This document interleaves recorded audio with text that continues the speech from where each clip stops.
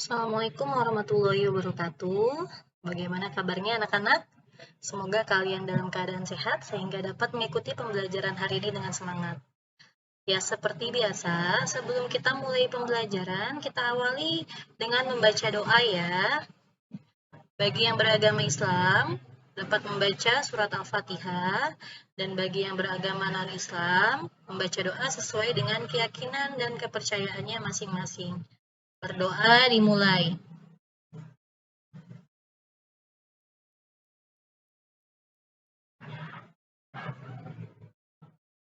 Berdoa selesai. Oke, anak-anak, untuk hari ini kita akan belajar tema 2, subtema 3, pembelajaran 4 dan 5. Nanti kita akan belajar tentang merubah bentuk pembagian menjadi perkalian. Dan kita juga akan belajar tentang membuat kalimat tanya. Langsung saja kita mulai ya, pelajaran pertama.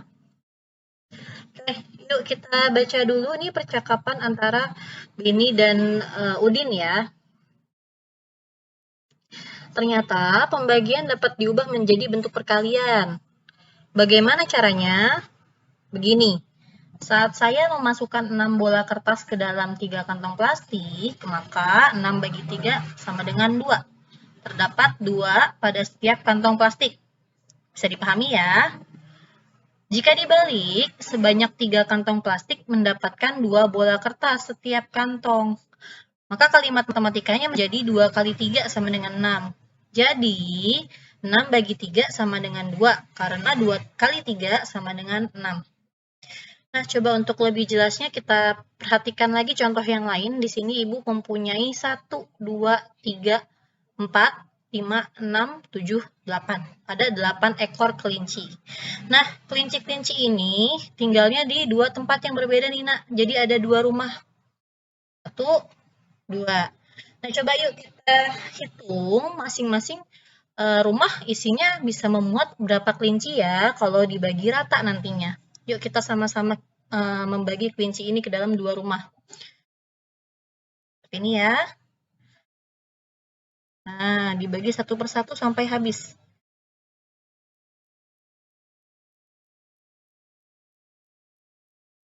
Oke. Ternyata setelah dibagi, kelincinya habis nih, sudah habis nih. Sudah dapat masuk ke dalam 2 rumah yang berbeda. Masing-masing rumah dapat menampung 1, 2, 3, 4 untuk rumah pertama. Rumah kedua 1, 2, 3, 4. Nah, jadi bentuk pembagiannya tadi awalnya ada 8 kelinci, dibagi dalam 2 rumah menjadi 4. Masing-masing rumah ada 4 kelinci. Itu ya, jadi bentuk pembagiannya 8 bagi 2 sama dengan 4. Nah, seperti ini. Nah, ini yang tadi, bentuk pembagian 8 bagi 2 sama dengan 4. Nah, jelas ya nak ya, yang tadi ya. Jadi kita bagi satu persatu sampai habis kelincinya ke dalam 2 rumah. Kalau Ibu balik, nah, seperti ini, kalau Ibu balik, jadi bentuk perkaliannya 2 rumah, kelompok yang besar kan ya, seperti yang kita pelajari dalam perkalian yang lalu, 2 rumah masing-masing berisi 4 kelinci.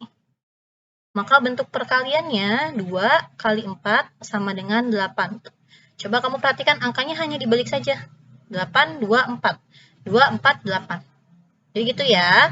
Pembagian merupakan bentuk kebalikan dari perkalian. Itu pun sebaliknya, begitupun sebaliknya, perkalian merupakan bentuk kebalikan dari pembagian. Bisa dipahami ya? Oke. Nah, ini untuk tugas pertama kamu. Coba dilihat tugas 1, bisa dibuka buku temanya ada di halaman 145. Nah, kebetulan cara yang tadi sama ya, contoh tadi sama dengan nomor 1 nih. 8 dibagi 2 berapa? Karena, ya, 8 dibagi 2 tadi 4, karena titik-titik dikali titik-titik sama dengan titik-titik. Nah, tinggal kamu isi seperti contoh yang tadi Ibu tampilkan di layar. Nah, coba dikerjakan dari nomor 1 sampai 5 di buku tulis masing-masing. Bisa ya? Oke, selanjutnya kita lihat Di sini ada Beni sama Dayu. Baca ya. Dayu, mengapa kamu terlambat? Jajan dulu. Wah, jajan kan ada waktunya. Kemudian, mengapa kamu membuang sampah sembarangan? Ada tempat sampah di sana. Tanya Dayu. Ah, terlalu jauh, jadi biarkan sajalah. Terus Beni menasihatinya. Itu kan bagian dari tata tertib di sekolah kita, Dayu. Menurut tata tertib, di sekolah kita, semua murid wajib membuang sampah di tempat sampah. Nah, ini percakapannya sebenarnya sudah pernah kita bahas ya, Naya, tentang kesalahan atau pelanggaran yang dilakukan oleh Dayu. Di sini ada beberapa pelanggaran yang dilakukan oleh Dayu. Yang pertama, dia terlambat. Lalu yang kedua, dia jajan tidak pada waktunya. Yang ketiga, dia membuang sampah sembarangan nih. Nah, tapi Beni menasihati Dayu ya dengan baik ya. Oke. Tadi kan tata tertib di sekolah nih secara umum ada 3 pelanggaran yang dilakukan Dayu. Lalu bagaimana dengan tata tertib dalam upacara? Kita baca dulu bersama ya. Dalam tata tertib upacara bendera, semua murid wajib mengikuti upacara bendera pada hari Senin. Setiap peserta upacara harus tertib, tidak boleh berisik. Sementara itu, dalam tata tertib di kelas, kita harus datang ke sekolah sebelum pembelajaran dimulai. Sebelum masuk ke kelas, kita harus berbaris dengan rapi di depan kelas. Setelah tanda bel masuk dibunyikan, semua siswa harus sudah berada di kelas. Kita diharuskan berdoa sebelum pelajaran dimulai dan setelah pelajaran berakhir dipimpin oleh ketua kelas. Kebersihan, kerapihan, dan keindahan kelas menjadi tanggung jawab ketua kelas dan seluruh siswa. Siswa yang bertugas piket pada hari itu wajib menyirami tanaman yang berada di depan kelasnya.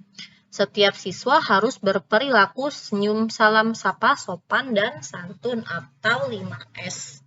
Nah, ini ada beberapa peraturan yang diungkapkan yang dikasih tahu sama Beni nih, Nak. Jadi ada tata tertib upacara bendera di sini, ada juga tata tertib di kelas, ada juga kerapihan ya, kerapihan kelas yang merupakan tanggung jawab siswa. Makanya di sekolah diadakan kegiatan piket agar suasana kelas selalu nyaman dipakai untuk belajar.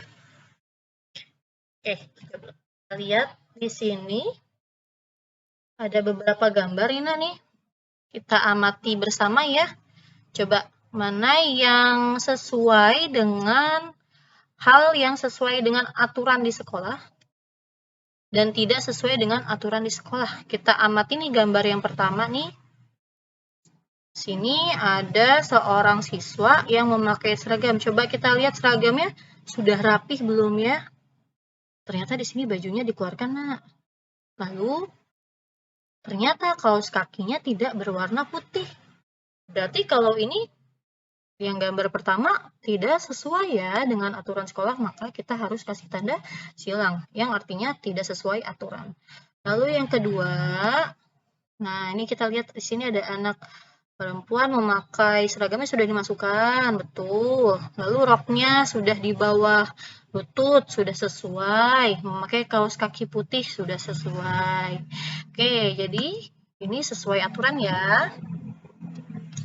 Lalu yang ketiga, wah ini ada anak yang terlambat.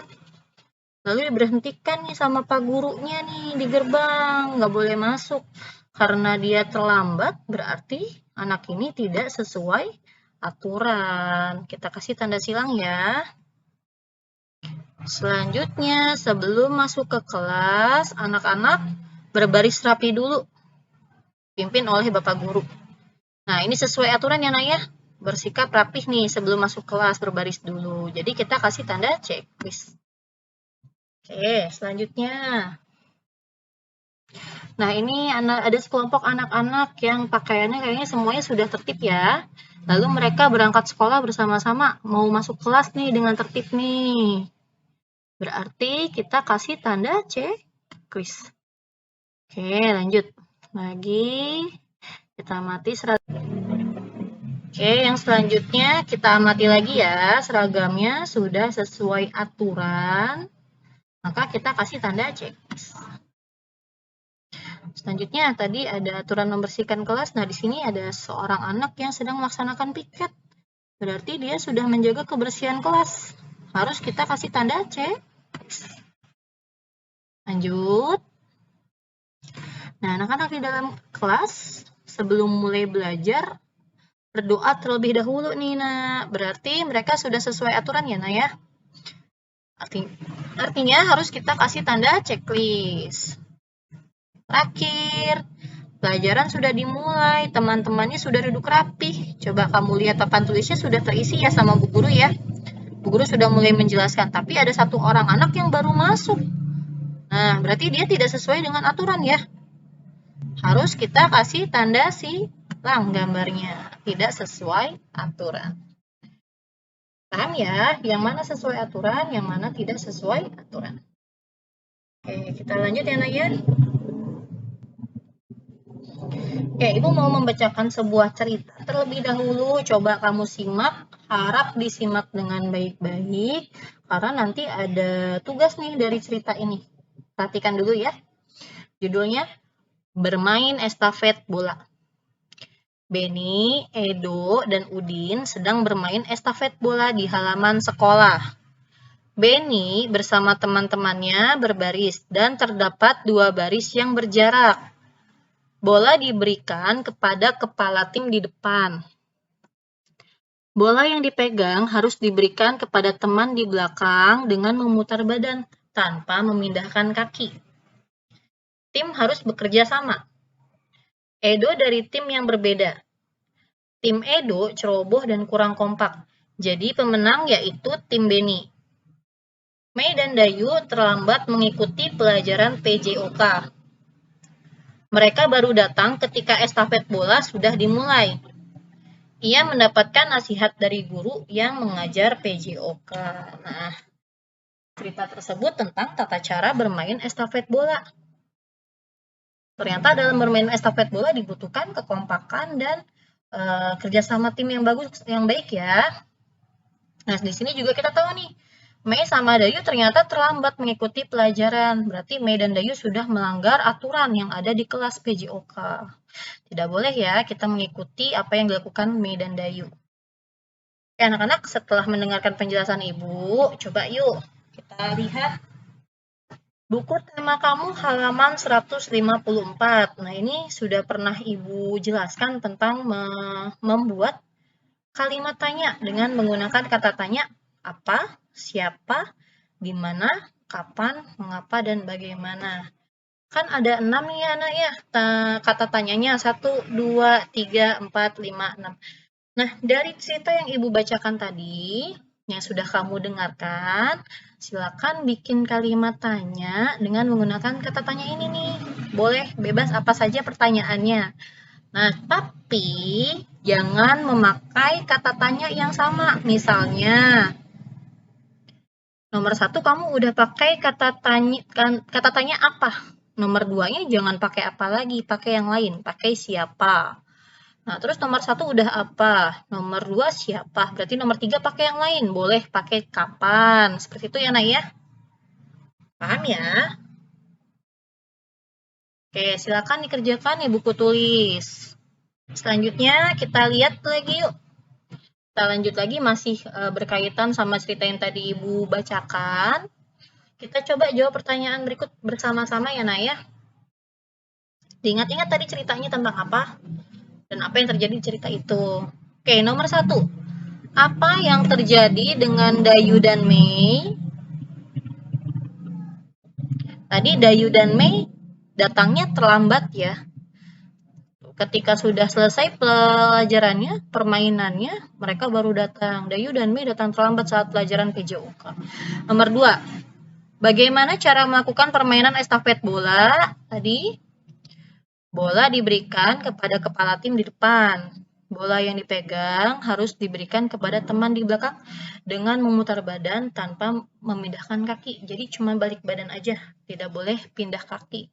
Nggak boleh melangkah seperti itu ya. Nomor 3. Apa yang dibutuhkan dalam permainan tersebut? Yaitu kerjasama dan kekompakan. Kalau bendanya butuh apa? Butuh bola ya nak ya? Terus lanjut nomor 4. Bagaimana aturan dalam permainan estafet bola?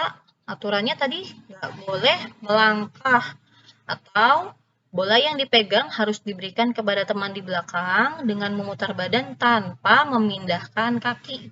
Jadi hanya balik badan saja, tidak boleh berpindah tempat seperti itu ya. Terakhir, mengapa tim Beni menang?